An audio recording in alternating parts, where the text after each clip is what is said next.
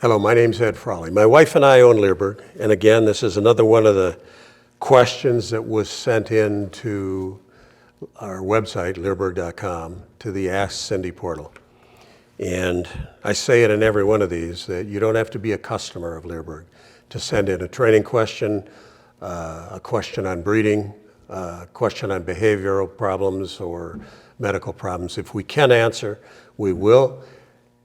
A lot of questions do come in and there's not enough details in the thing to give a good answer, in which case Cindy will write back and ask for a little more details before we offer any advice.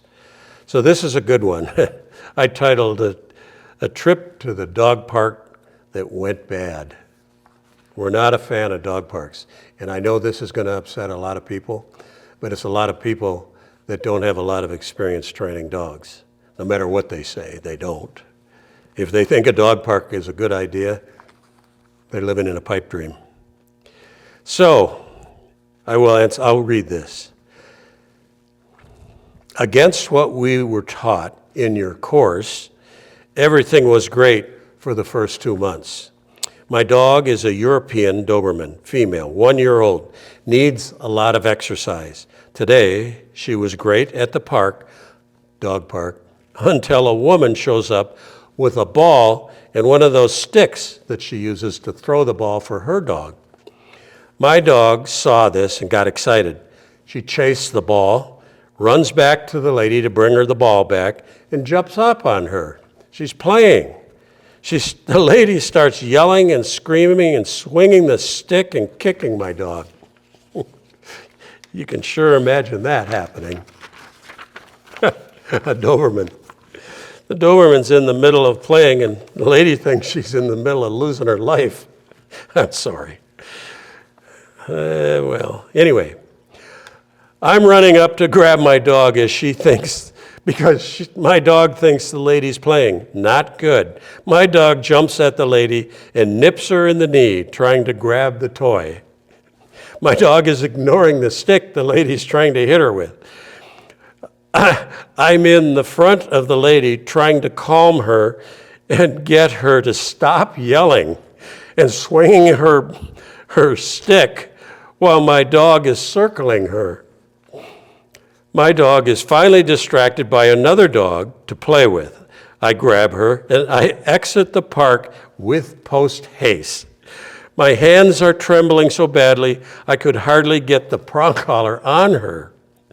Maybe she should have had the prong collar on her before she took her to the park. How did things get so crazy so fast? How can I make sure this never happens again?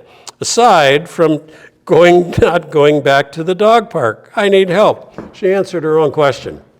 Don't go back to the dog park. It's crazy. Don't go to any dog park.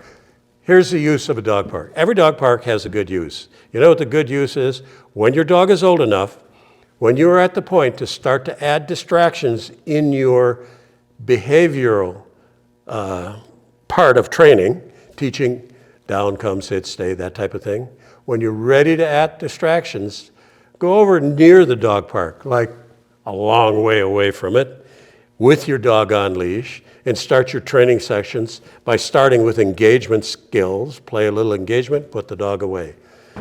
Go the next day, go a little bit closer, engagement, put the dog away. Then go a little closer until you're at the point where the dog is engaged with you. The dog park is over there. Now we're going to introduce sit down, long line, come, online. Everything's done online. That's how you can use a dog park as a distraction. Don't go into the damn things, or you're going to have a problem like this, and it's only a matter of time. So, Cindy says, dog parks are not places that we would ever take our dogs. We don't recommend them, and the only way to make sure that this doesn't happen again is to avoid the dog park unless it's empty. There is no silver bullet that's going to solve this lady's problem if she's going to keep going to a dog park. That ain't going to happen. You might have the same group of dogs that come there every day, and there are some dogs that get along just fine. But you never know what the next dog that comes through that gate is going to be. You never know the brain mentality of the handler that's going to bring the next dog in. Cuts his dog loose and he's got a reactive dog. Cuts his dog loose and he has a dog-aggressive dog. It's like playing Russian roulette at the dog park. That's exactly what it is. And again, people don't like to hear this about dog parks. I don't care. We're right and they're wrong. It's just that simple. Go on Google, search Google for dog fights in dog parks, and you'll see how often it happens. And then go to my website, and we'll put the URL at the bottom right now of people who have sent me pictures of themselves and the damage that they've gotten by their own dog biting them, trying to break up a dog fight. This is serious business. I make a joke out of it. It's not a joke. You look at some of these pictures. They're ugly. Cindy goes on and says, as your dog matures, you can expect her drive levels to increase. Now, Cindy used to breed and train Dobermans. She had one puppy back in the early 90s that she got as an 8-week-old puppy from Germany, like this person got from a European German bloodline. And Cindy took it through Schutzen 3 to the Nationals in Schutzen 3, which is Schutzen is now called IGP. But Cindy makes a good point here. If you don't have verbal control of your dog, you should not put your dog in an environment where there's a possibility of something like this happening. If you can't call your dog back to you, you have an untrained dog. It's just that simple. So it's black and white too. If you can't call your dog back from another dog, it's not trained.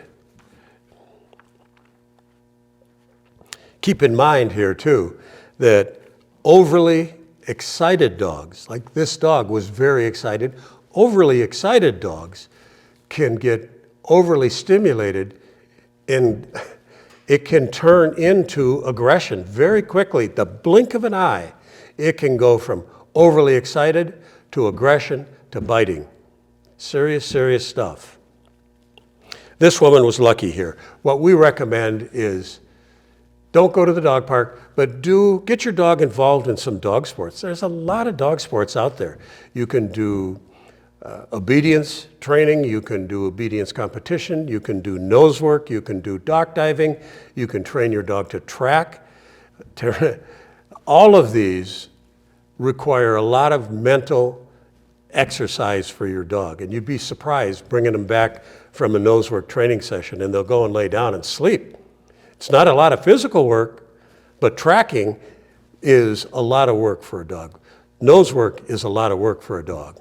So keep this in mind that physical exercise and mental exercise are what our dogs need. And they don't need to be done at the same time.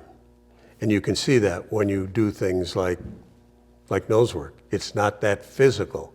It's not that physical to do tracking, but it's mentally exhausting for our dogs.